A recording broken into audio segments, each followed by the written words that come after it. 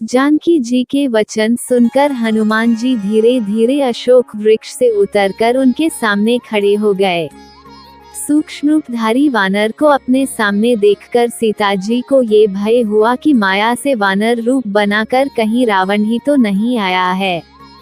ये सोचकर वह मुख फेर कर बैठ गईं। तब हनुमान जी ने सीता जी के चरणों में प्रणाम करके कहा, माँ, मैं करुणा निधान श्री राम जी का दूत हूँ। मैं उनकी शपथ खाकर सत्य कहता हूँ कि यह मुद्रिका मैं ही लाया हूँ। श्री राम ने ये पहचान के लिए दी है।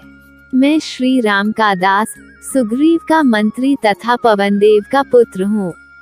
ये सुनकर सीता जी ने कहा, तुम कहते हो कि मैं श्री राम का दास हूँ, तो भला वानर और मनुष्यों में मित्रता कैसे हो सकती है। तब हनुमान जी ने जिस प्रकार श्री राम के साथ उनका मिलाप हुआ था वह संपूर्ण कथा सीता जी को विस्तार पूर्वक बताई। हनुमान जी के प्रेमयुक्त वचन सुनकर सीता जी के मन में विश्वास उत्पन्न हो गया। उन्होंने समझ लिया कि यह श्री रघुनाथ जी का दास ही है। भगवान का अनन्य सेवक जानकर सीता जी के मन में श्री हनुमान के प्रति गाढ़ी प्रीति उत्पन्न हो गई। उनके नेत्रों से प्रेमाश्रु छलकने लगे तथा शरीर पुलकित हो गया। वो हनुमान जी से कहने लगी, कपिव, तुम मेरे प्राणदाता हो। हे तात, मैं तुम्हारे ऋण से उऋण नहीं हो सकती। अब तुम राघवेंद्र सरकार तथा उनके अनुज लक्ष्मण का समाचार सुनाओ। क्या कभी वे मुझ अबला का भी स्मरण करते हैं?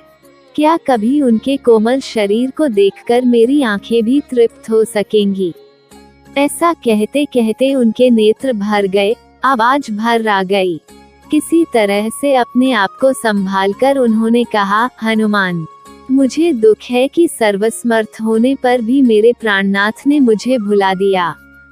क्या इससे उनकी निष्ठुरता नहीं सिद्ध होती? सीता जी को विरह से व्याकुल देखकर श्री हनुमान जी ने कहा, माता, कृपा के धाम श्री रघुनाथ जी अपने अनुज लक्ष्मण सहित सकुशल हैं, परंतु आपके वियोग के दुख से सदैव ही दुखी रहते हैं। प्रभु श्री राम के हृदय में आपके प्रति आपसे दूना प्रेम है। ऐसा कहते कहते हनुमान जी का कंठ गदगद हो गया और आंखों से प्रेमाश्रु छलकने लगे।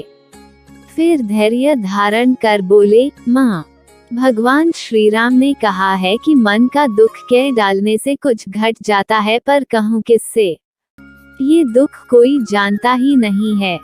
हम दोनों के प्रेम का रहस्य केवल मेरा मन ही जानता है। वह भी इस समय मुझे छोड़कर तुम्हारे ही पास रहता है। बस मेरे प्रेम का रहस्य इतने में ही समझ लो। इतना सुनते ही श्री जानकी जी प्रभु के प्रेम में ऐसी मग्न हो गईं कि उन्हें अपने शरीर की सुधि भी न रही। श्री हनुमान जी ने कहा, माता, हृदय में धैर्य धारण करें। रघुनाथ जी के बाणों द्वारा अब लंका के राक्षसों को भस्म हुआ ही समझें। सीता जी ने पूछा, हनुमान, राक्षसों की इतनी बलवान सेना से तुम्हारे जैसे छोटे छोटे बंदर कैसे लड़ेंगे? ये सुनकर हनुमान जी ने अपनी विशाल देह प्रकट की विद्या, बल और बुद्धि में निपुण जानकर सीता जी ने हनुमान को अजर, अमर तथा श्री राम का परम भक्त होने का आशीर्वाद दिया।